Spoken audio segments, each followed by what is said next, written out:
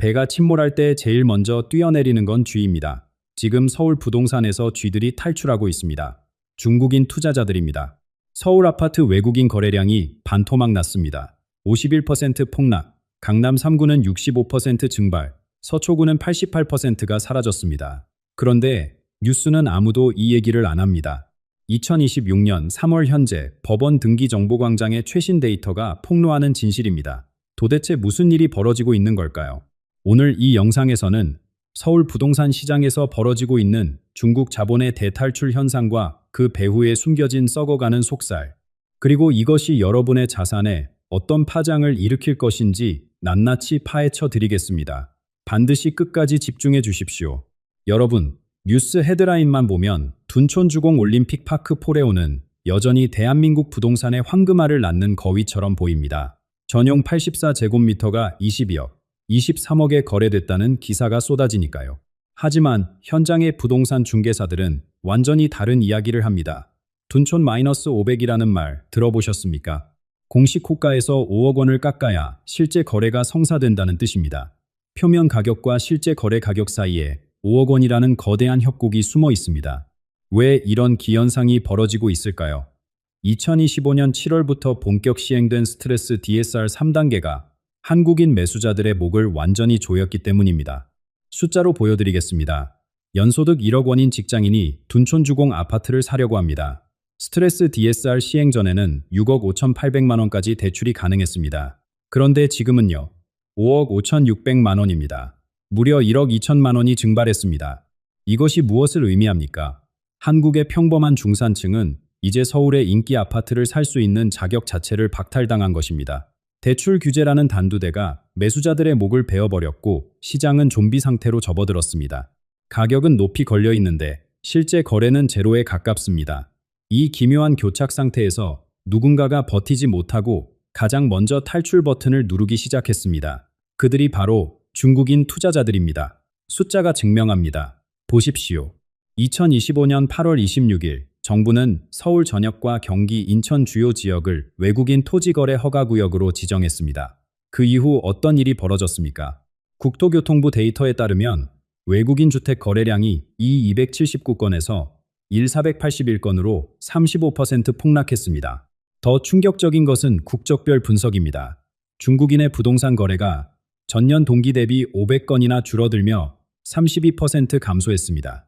전체 외국인 거래의 71%를 차지하던 중국인이 대거 철수하고 있는 겁니다. 여기서 반드시 짚고 넘어가야 할 점이 있습니다. 중국인 투자자들은 금융시장에서 가장 먼저 배에서 뛰어내리는 쥐로 불립니다. 왜냐고요? 그들은 위기를 감지하는 촉이 대단히 예민하기 때문입니다. 2016년 캐나다 토론토와 밴쿠버에서 부동산 거품이 터지기 직전 가장 먼저 매물을 던지기 시작한 것이 누구였습니까? 바로 중국인 투자자들이었습니다. 그들이 빠져나간 뒤 현지 가격은 20%, 30% 폭락했습니다. 지금 서울에서 같은 패턴이 반복되고 있습니다. 중국 자본이 7년간 서울 부동산에 쏟아부은 금액이 무려 70조 원 규모로 추산됩니다. 이 거대한 자금이 이제 탈출 버튼을 누르기 시작한 것입니다. 그들이 뭘 받길래 이렇게 급하게 도망치는 걸까요? 답은 중국 본토에 있습니다. 그리고 이 답을 알면 여러분은 등골이 오싹해질 겁니다. 여러분, 중국 본토에서 지금 벌어지고 있는 일은 그야말로 대재앙입니다. 한때 1,000억 위안, 한화로 약 20조 원의 자산을 자랑하던 대형 개발사 화샤싱푸가 법정 관리에 들어간 계기를 아십니까? 417만 위안, 고작 8억 6천만 원 정도의 공사 대금을 갚지 못해서입니다. 20조 원짜리 회사가 8억 원에 무너진 겁니다. 전문가들은 이것을 개발사들의 현금 보유고가 완전히 바닥났다는 증거라고 진단합니다. 중국 전역의 빈집이 1억 2천만 채가 넘고 미완공 주택만 5천만 채에 달합니다. 더 무서운 것은 지방정부 자금조달기구, 즉 LGFV의 부채 폭탄입니다. 부동산 호황기였던 2021년에 지방정부 재정 수입의 38%가 토지 매각에서 나왔습니다. 그런데 땅이 팔리지 않으니 지방 재정에 거대한 구멍이 뚫렸습니다. 이 상황에서 중국 투자자들이 해외 자산을 팔아야 하는 이유는 단 하나입니다. 포트폴리오 조정이 아닙니다. 생존을 위한 산소 확보입니다. 본국에서 막대한 손실을 메우기 위해 해외에서 피를 뽑아야 하는 절박한 상황인 것입니다. 그런데 여기서 흥미로운 의문이 생깁니다. 왜 하필 서울 아파트일까요? 미국 국채나 일본 주식을 팔면 되지 않습니까? 답은 간단합니다. 중국 투자자들이 한국 부동산의 미래 유동성에 대한 신뢰를 완전히 잃었기 때문입니다. 그리고 그 불신에는 이유가 있습니다. 2025년 8월, 정부가 중국인 투자자 목에 올가미를 걸었습니다. 세 발의 총알이 동시에 발사됐습니다. 첫 번째 총알, 실거주 의무입니다. 아파트 사면 4개월 안에 이사와서 2년을 살아야 합니다. 베이징에 사는 왕 씨가 둔촌동에 와서 2년을 살 수 있겠습니까? 불가능합니다. 그냥 사지 말라는 말입니다. 두 번째 총알, 돈 추적입니다. 과거에는 중국 은행에서 돈 빌려오면 한국 대출 규제를 피할 수 있었습니다. 33살 중국인이 강남 타워 팰리스 펜트하우스를 89억 현금 박치기로 산 적이 있습니다. 이제 그런 시대는 끝났습니다. 정부가 돈 출처를 샅샅이 뒤집니다. 세 번째 총알, 갭투자 사망입니다.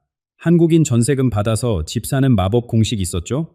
작동 멈췄습니다. 실거주 의무가 도입되면서 전세 끼고 사는 것 자체가 불가능해졌습니다. 세 발 다 맞은 중국 투자자들, 들어올 때는 마음대로였지만 나갈 때는 아닙니다.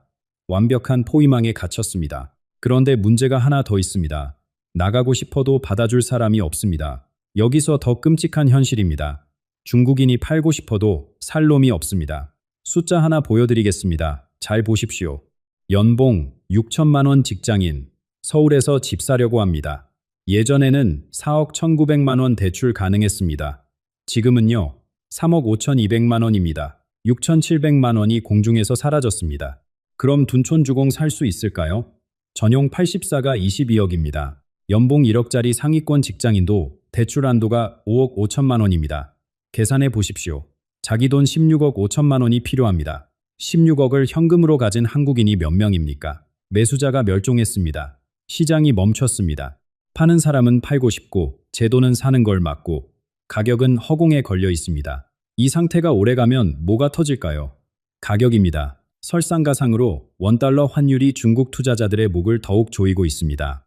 2026년 현재 환율은 1,400원대에서 등락을 거듭하고 있습니다. 수출입은행은 올해 말 환율 전망치를 1,400원으로 제시했습니다. LG경영연구원도 연평균 1,400원을 예상합니다. 고환율이 뉴노멀로 굳어지고 있다는 뜻입니다. 2020년 환율 1,100원에 20억짜리 집 샀습니다. 달러로 182만 불. 지금 환율 1,400원. 같은 20억이 143만 불입니다. 가만히 앉아서 21%가 증발했습니다. 이게 중국 자본이 도망치는 진짜 이유입니다. 똑똑한 중국 자본은 이 계산을 진작에 끝냈습니다. 그래서 지금 손해를 보더라도 원화를 달러로 바꾸고 탈출하는 것입니다. 원화가 더 떨어지기 전에, 한국 부동산이 더 폭락하기 전에. 심지어 강남도 안전하지 않습니다. 강남은 신화다. 강남은 절대 안 떨어진다는 믿음이 있었습니다. 하지만 환율 앞에서는 강남도 속수무책입니다. 스마트머니가 이미 빠지기 시작했습니다. 그런데 진짜 공포는 아직 시작도 안 했습니다. 2026년에 대규모로 도래하는 전세 계약 만기라는 시한폭탄이 기다리고 있습니다. 역전세가 무엇인지 아십니까? 전세금을 돌려줘야 하는데 집값이 떨어져서 돌려줄 돈이 없는 상황입니다. 갭투자로 집을 샀던 중국인 투자자들에게 이것은 악몽 그 자체입니다. 상황을 그려보겠습니다. 2024년에 전세 끼고 아파트를 산 중국인 투자자가 있습니다. 당시 전세금이 12억 원이었습니다. 2년 뒤인 2026년 계약이 만료됩니다. 세입자가 보증금을 돌려달라고 합니다. 그런데 지금 시장에서 새 세입자를 구하려면 전세금을 10억 원으로 낮춰야 합니다. 2억 원의 갭이 발생한 것입니다. 본국의 부동산 붕괴로 현금이 말라버린 중국인 투자자가 이 2억 원을 어디서 구하겠습니까? 답은 하나입니다. 급매로 던지거나 경매로 넘어가는 것입니다. 이미 법원 경매 시장에서 신호가 감지되고 있습니다. 낙찰이 안 되는 물건이 늘고 있습니다. 유찰이 반복되고 있습니다. 이것은 6개월 뒤 일반 매매 시장에서 벌어질 일의 예고편입니다. 둔촌주공의 대규모 전세 계약 만기가 2026년 하반기에 집중되어 있습니다. 이때 전세금 반환에 실패하는 중국인 소유 물건들이 쏟아져 나오면 어떤 일이 벌어질까요? 도미노처럼 연쇄적인 가격 붕괴가 시작될 수 있습니다. 자, 이제 다 모아서 우리가 어떻게 살아남을 건지 말씀드리겠습니다. 첫째, 절대로 지금 매수하지 마십시오. 투자 격언에 떨어지는 칼을 잡지 마라는 말이 있습니다. 바닥이 어디인지 모르는 상황에서 가격이 싸 보인다고 뛰어들면 손목이 잘립니다. 지금 둔촌주공의 호가가 5억 원 빠졌다고 해서 그것이 바닥이라는 보장이 어디 있습니까? 중국 자본의 대탈출은 이제 시작일 뿐입니다. 둘째, 바닥을 알려주는 세 가지 신호를 주시하십시오. 하나, 경매 낙찰가율이 60%까지 떨어지는 것입니다. 지금은 70, 80%대입니다. 60%까지 내려가면 공포가 극에 달했다는 신호입니다. 둘, 전세가율이 회복되는 것입니다. 지금 서울 아파트 전세가율은 50.92%까지 떨어졌습니다. 역대 최저 수준입니다. 이것이 60%를 회복하면 매매가 대비 전세금이 안정되었다는 뜻이고 바닥이 가까워졌다는 신호입니다. 셋, 정부가 파격적인 세금 인센티브를 발표하는 것입니다. 양도세 한시 면제, 취득세 대폭 감면 같은 조치가 나오면 정부조차 시장 붕괴를 인정했다는 뜻입니다. 그때가 진입 시점입니다. 셋째, 현금이 왕입니다. 2026년 부동산 시장에서 가장 강력한 무기는 대출 능력이 아니라 현금 보유량입니다. DSR이 모든 것을 막아놓은 세상에서 현금을 가진 자만이 기회를 잡을 수 있습니다. 중국 자본이 피를 토하며 던지는 급매물, 전세금 반환에 실패해 경매로 나오는 물건, 이런 기회가 2026년 하반기부터 쏟아질 것입니다. 그때 준비된 자만이 남들의 위기를 자신의 기회로 바꿀 수 있습니다. 여러분, 오늘 말씀드린 내용을 정리하겠습니다. 서울 부동산 시장에서 중국 자본의 대탈출이 시작됐습니다. 외국인 거래량 51% 폭락, 강남권 65% 증발. 이것은 단순한 숫자가 아닙니다. 중국 본토의 부동산 붕괴, 한국의 외국인 규제 강화, DSR 3단계로 인한 매수자 절멸, 환율 1,400원의 저주, 그리고 다가오는 역전세 폭탄까지 이 모든 요소가 하나의 거대한 폭풍으로 수렴하고 있습니다. 둔촌주공은 그 폭풍의 눈입니다. 남들이 공포에 질려 팔 때 현금을 준비해 두십시오. 남들이 바닥을 모를 때 세 가지 신호를 주시하십시오. 그리고 진정한 기회가 왔을 때 과감하게 행동하십시오. 위기는 준비하지 않은 자에게는 재앙이지만 냉철하게 분석하고 포트폴리오를 재편하는 깨어있는 자에게는 부의 계급장을 바꿀 수 있는 역사적인 기회입니다. 오늘 전해드린 이 분석이 다가올 부동산 폭풍 속에서 여러분의 자산을 지키는 강력한 나침반이 되기를 진심으로 바랍니다. 생각만 하지 마시고 지금 당장 행동으로 옮기십시오.